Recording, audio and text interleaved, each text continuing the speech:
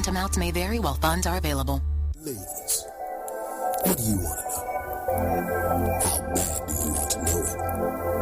What are you willing to do to find out? Tune in to the Men's Chronicles right here at the Sir Walter Jones Show at UBM Praise.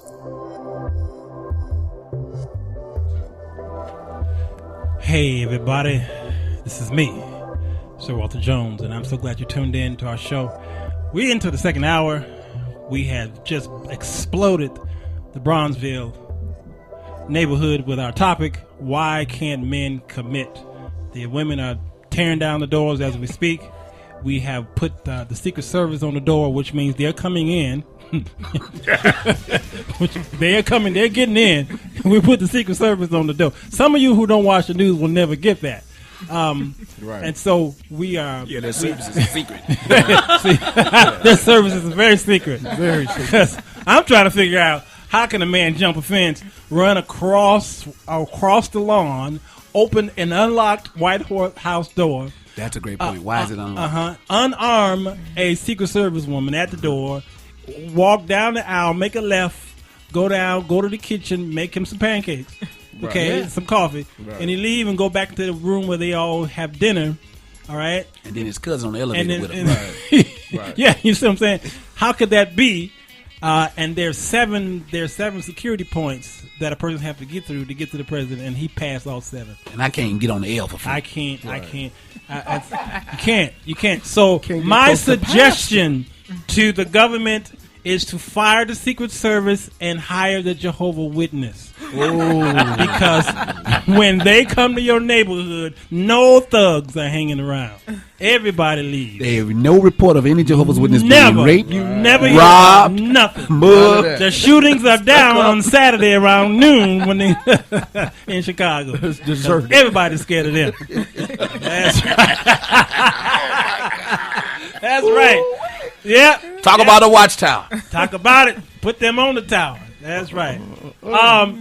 We were segued out of Keisha's Corner when she talked about women being silent. What a wonderful question she asked, and the great points coming from the panel here.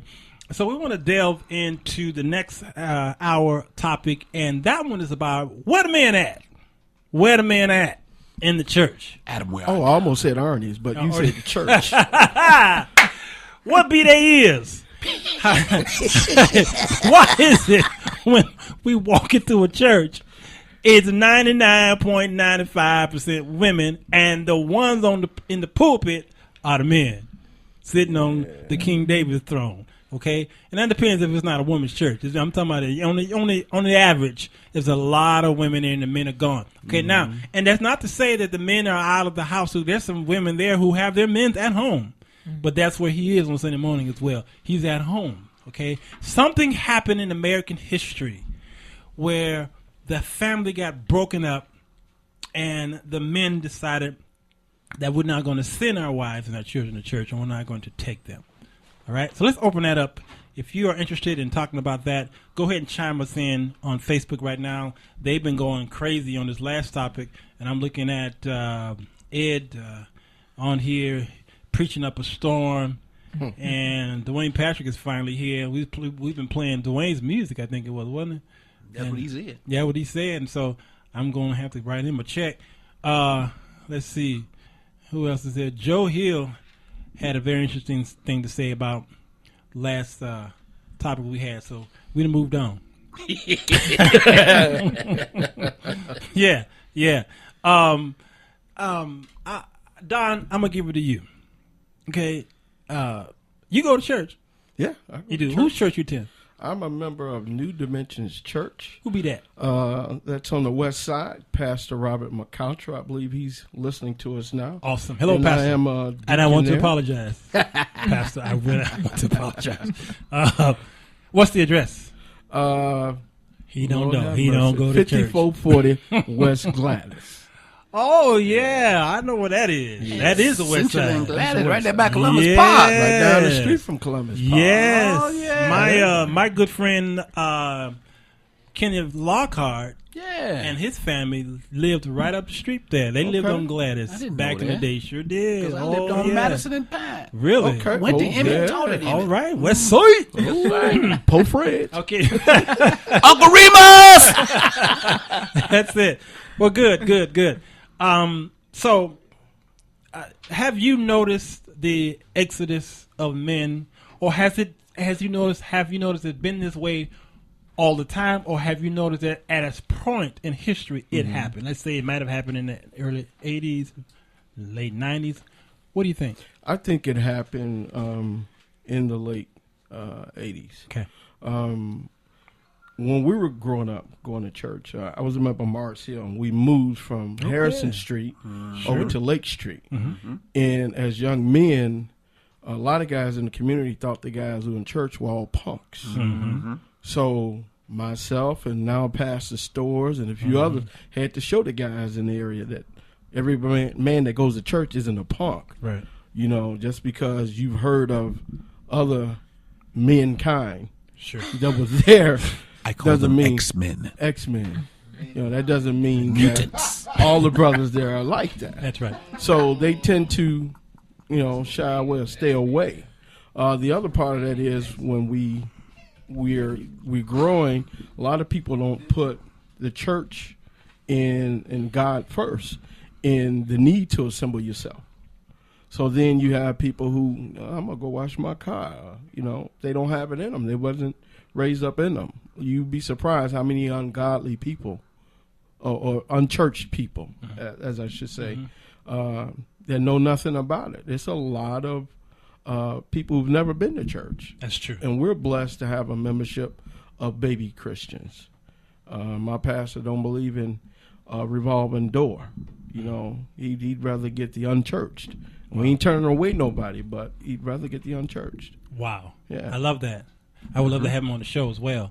Pastor Smith, what do you think about that question? What happened? Where the men at? Where they at? Let's see.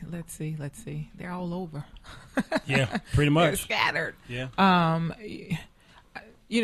remember you and I had a conversation sometime back, and I think it, and I don't go too far back into history, but I'm just reminded of back in the day when our ancestors were slaves, when the man took care of the household. He would go away, and even if he stayed a month or two, he wouldn't with a side chick or dip or anything like that.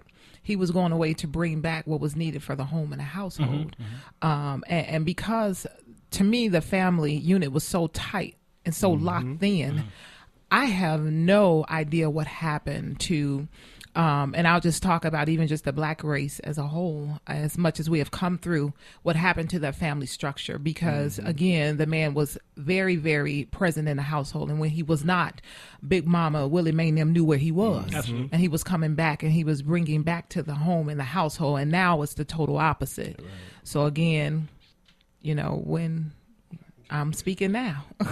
When do we speak? There's so many roles, again, that a woman has to fill because the falling away. And that's where it is. So. Wow. Brother Al? Well, from my perspective, I've watched the culture change, which has allowed and afforded a whole lot more options for men other than sitting in a 2 hour plus service. I also would like to assert the notion of the territory. In church, that pastor, in the eyes of that man, takes a different role in his wife's life. And if she's not careful, she will begin to give him the honor, prestige, and adoration that he feels is exclusively his. And he don't want to be cursed by dogging or hating on the man of God. But there's a jealousy component there. Now, my dad, before my parents divorced as a kid, I rarely saw him go to church. And when I found out that his father was a pastor, I was shocked. But in later years, I asked him before he left here, why didn't he go to church that much? He says, well, one, I didn't believe much in many of the preachers because I didn't believe much in my father. Number two, I felt like all the women gathered and rallied around that man, that preacher. He was just a man like me. And I knew some of their husbands, and they were just, so we all got together while they was at church. We was together either fixing on cars, watching the game, or Sundays became man cave or man's day. It became the social day because in the black community, we don't have Saturdays. They worked 6 days a week, or they worked 2 and 3 jobs to make ends meet, like the sister just said.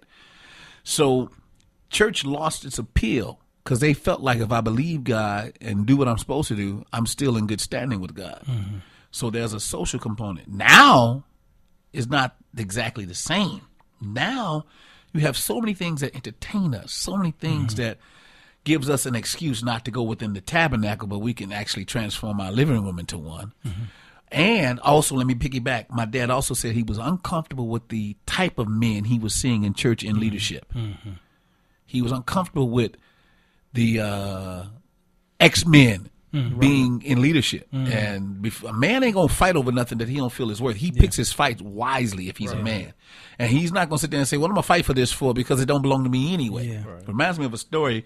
My wife is probably cracking up right now. It reminds me of a story. A friend of mine, his wife was faithful to a church, and she invited her husband to come to Family and Friends Day. And the pastor had acknowledged her, and she said, this is my husband. He said, brother, I'm so grateful to see you, and we are especially grateful for that $5,000 building fund donation. And he said, what? Wow. I want my blankety blank money back right now. Wow. Because she gave to the church without even consulting with him. Right. And I thought it was the most hilarious thing to hear because he just, I want my money back now. I didn't say that. I want my money back now. It was a situation where she failed to appeal to him to get him to buy into it because my pastor. No man wants to hear more about nobody else from his woman about another man. And this is why a lot of pastors have security today, not for the people in the church, but for the husbands outside of the church. Okay. How many times have we turned on the news and some pastor has been injured or shot or what have you? A lot of times it's because of some disgruntled husband. And some of the blame is to some of the wives who go home and say, my pastor, and then there goes this thing. So there needs to be wisdom. I'm looking on Facebook here and see some of the people chiming in. Natalie Bullock said lots of people think that they don't need church to be a Christian. Abronia Scott, our favorite, our dear favorite. Lord Jesus. God, let's pray now. Father,